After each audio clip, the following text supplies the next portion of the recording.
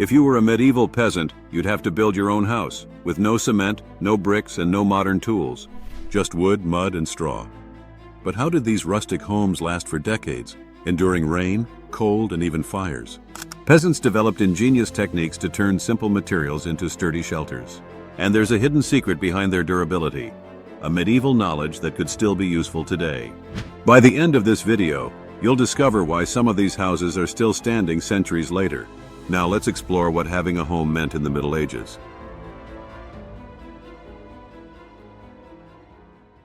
The concept of home for a medieval peasant. Today, we think of a home as a place of comfort and privacy. But for a medieval peasant, it was simply a shelter from the elements and a place to sleep after long hours of labor. Comfort, privacy? Those were luxuries reserved for the nobility. Most peasant houses were extremely basic, built using local materials. They typically had only one room where the entire family cooked, slept, and spent their time. Animals often shared this space, especially in winter, when their body heat helped keep the house warm. But these houses weren't built to last forever. Unlike stone castles that could endure for centuries, peasant homes had a short lifespan. Depending on the materials and weather conditions, they needed to be rebuilt every 20 to 30 years. If a family left their village, their home was quickly repurposed or left to decay. Despite these limitations, peasants made the most of what they had. A home wasn't just a physical space, it was the center of family and community life. It was where meals were shared, gatherings took place, and families sought shelter from invaders. Now that we understand how medieval people viewed their homes, let's explore the materials they used and how they made the most of what nature provided. The available materials. What nature provided.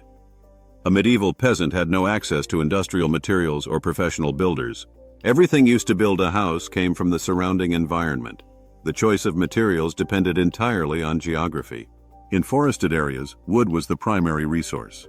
Oak, pine, and ash were cut down and used for framing and beams. But wood wasn't always abundant. In some parts of Europe, deforestation was already a problem, forcing villages to regulate tree cutting. In mountainous regions, where trees were scarce, stone became the preferred material. Peasants stacked rough stone blocks without mortar or used a crude mixture of lime and mud to hold them together. Some of these stone-built homes still stand today. But the real secret behind medieval peasant homes was mud and straw. These humble materials were used in the wattle and daub technique, where woven branches were covered with a thick mixture of mud, straw, and even animal dung. This created surprisingly strong and well-insulated walls. Another essential material was thatch, used primarily for roofing. If properly maintained, a thatched roof could last over 50 years. It also provided natural insulation, keeping homes cool in summer and warm in winter. Even the floors were made of natural materials. Peasant homes had dirt floors, compacted with ash and water to reduce dust. But these floors were far from hygienic. Rats and insects were common, and some families tried to control them by spreading dried herbs or onion peels on the ground. Nature provided the materials, but medieval knowledge transformed them into functional homes. Now, let's explore how the wattle and daub technique was essential for building these rustic houses. The wattle and daub technique, the foundation of the structure. If you've ever seen a reconstructed medieval house, you've probably noticed the rough, handmade look of its walls. This wasn't due to poor craftsmanship. It was the result of an ingenious technique called wattle and daub. This method involved weaving flexible branches, such as hazel or willow, into a strong lattice frame. This was then covered with a thick layer of mud, straw, and sometimes even ox blood, which hardened as it dried. The result? A lightweight but surprisingly sturdy wall, capable of insulating against the cold and even resisting rain when well maintained. However, moisture was its biggest enemy. If not protected by an overhanging thatched roof, rain could soak into the mud, causing cracks and weakening the structure. To prevent this, many peasants regularly reapplied layers of mud, reinforcing the walls over time. The color of the house also depended on the soil composition. Clay-rich mud produced reddish tones, while limestone-heavy soil resulted in yellow or white shades. Beyond just structural integrity, wattle and daub provided excellent thermal insulation. In winter, it helped retain heat from the fireplace, and in summer, it kept interiors cool. This technique was so effective that some medieval houses built using wattle and daub still stand today, especially in England and France. Now that we've covered the walls, let's discuss one of the most iconic features of peasant homes: thatched roofs. Much more than just a simple covering. Thatched roofs, more than just a roof. When you picture a medieval village, you probably imagine small wooden houses with thick golden thatched roofs. But this wasn't just for aesthetics. It was a smart, cheap, and surprisingly durable solution. Thatched roofs were made by stacking bundles of dried reed, wheat, or rye over a wooden frame. The straw was carefully layered and pressed down to ensure that rainwater would slide off instead of soaking through. A well-maintained thatched roof could last up to 50 years. But how did something so fragile withstand time? The secret was in density. A tightly packed thatched roof prevented wind from pulling apart the straw and created a thick insulating layer that kept homes warm in winter and cool in summer. However, fire was its biggest enemy. A single spark from the fireplace could set an entire house ablaze in minutes. Some villages even passed laws banning thatched roofs near castles and churches. This is why chimneys became such an important innovation, reducing the risk of fires caused by stray embers. Another challenge was maintenance.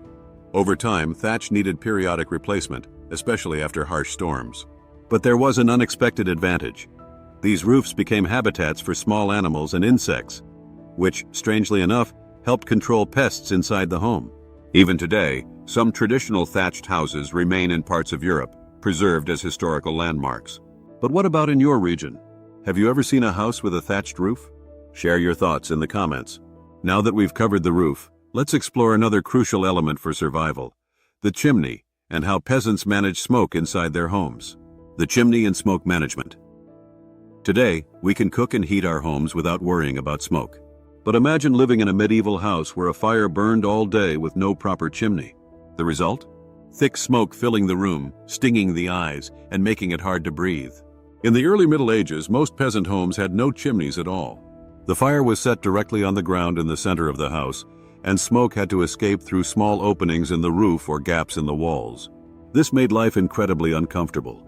Walls and ceilings were blackened with soot, and long-term exposure to smoke could lead to respiratory problems. Over time, some houses started using simple wooden and mud structures to guide the smoke outside. But the real game changer was the introduction of stone chimneys in the later Middle Ages. These allowed smoke to be safely directed out of the house, making the interior much more livable. Chimneys also had an unexpected benefit. They helped prevent fires. Before their use, embers often escaped freely, landing on flammable thatched roofs. With a stone chimney, sparks were safely contained. However, maintaining a chimney was no easy task. Soot would gradually build up inside, and if not cleaned regularly, it could ignite and cause a dangerous chimney fire. Peasants had no professional chimney sweeps, so they used long branches or even trained birds, like pet crows, to remove excess soot. With smoke under control, peasant homes became far more livable. But there was still another major issue: the floor itself, which posed serious hygiene and maintenance challenges. The dirt floor. Practical but problematic. If you walked into a medieval peasant's house, one thing would immediately stand out. The floor was just packed dirt. But why didn't they use wood or stone instead? The answer is simple: cost and practicality. Building a stone or wooden floor required expensive materials and skilled labor, which most peasants couldn't afford. A dirt floor was the cheapest and fastest option.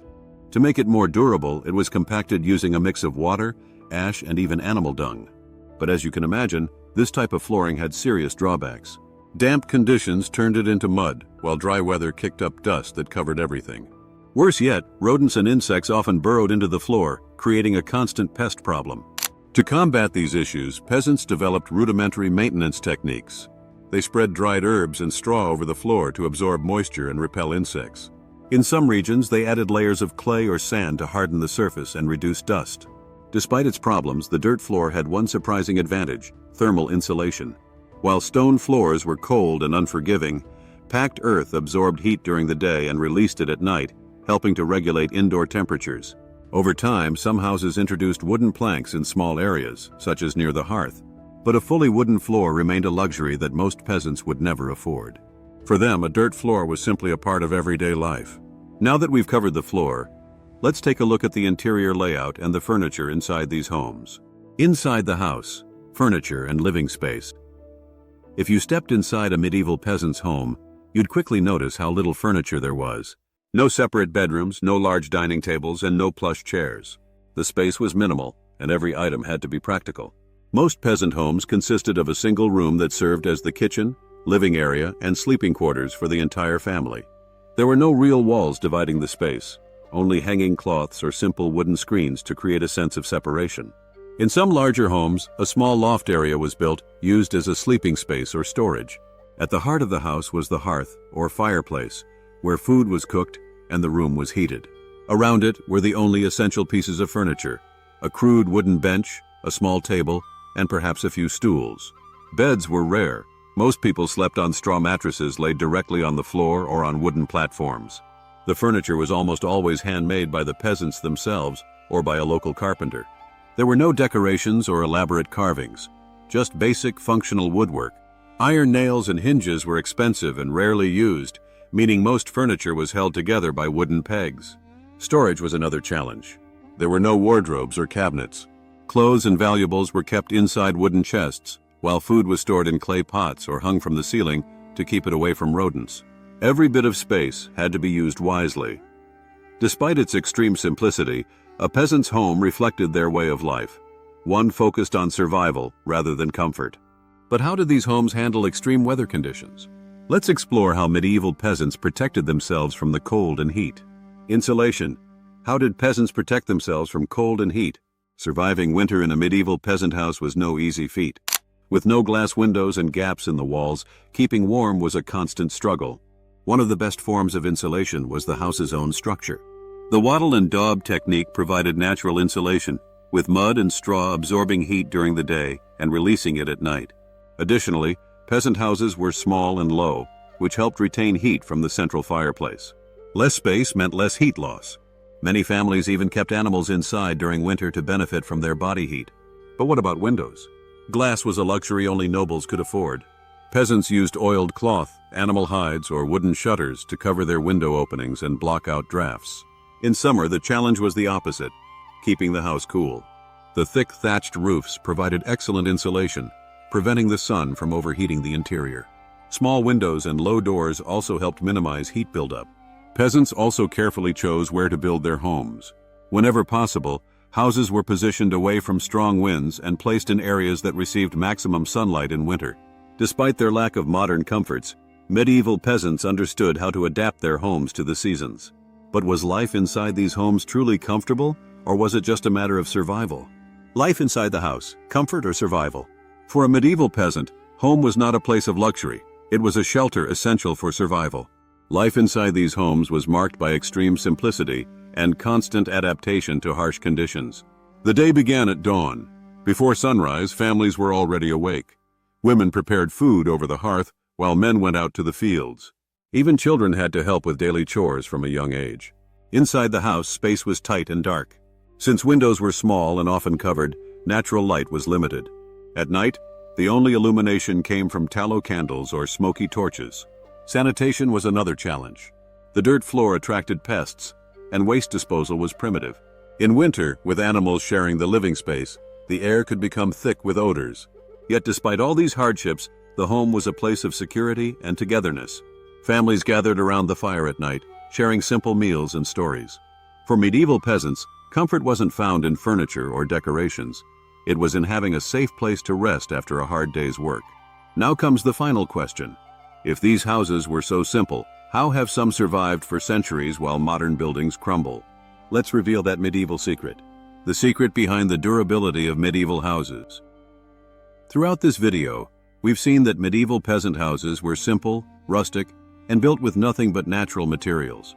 So how is it possible that some of them are still standing today, while many modern buildings fall apart within decades? The secret lies in technique and continuous maintenance. Unlike modern houses, which often rely on industrial materials that degrade over time, medieval homes were built to be repaired, not replaced. The wattle and daub method, for example, allowed walls to be easily reinforced by adding new layers of mud. Thatched roofs were regularly refreshed, replacing the outermost layers before the structure underneath could be damaged. This preventative maintenance ensured that the house was always in good condition. Additionally, natural materials like wood, clay, and straw adapted to the environment, expanding and contracting with seasonal changes instead of cracking and weakening like modern concrete. The combination of flexibility and resilience was key to their longevity. Surprisingly, these techniques are making a comeback today. With the rise of eco-friendly architecture, sustainable housing projects are rediscovering the value of natural insulation wattle and daub walls, and thatched roofing. So next time you see a medieval house still standing after centuries, remember, it's not just because it was built strong, but because it was built to be cared for. Maybe the medieval way of building homes had more wisdom than we give it credit for. Now tell me, would you live in a medieval-style house if you had the chance? Or do you prefer modern homes with all their conveniences? Let me know in the comments.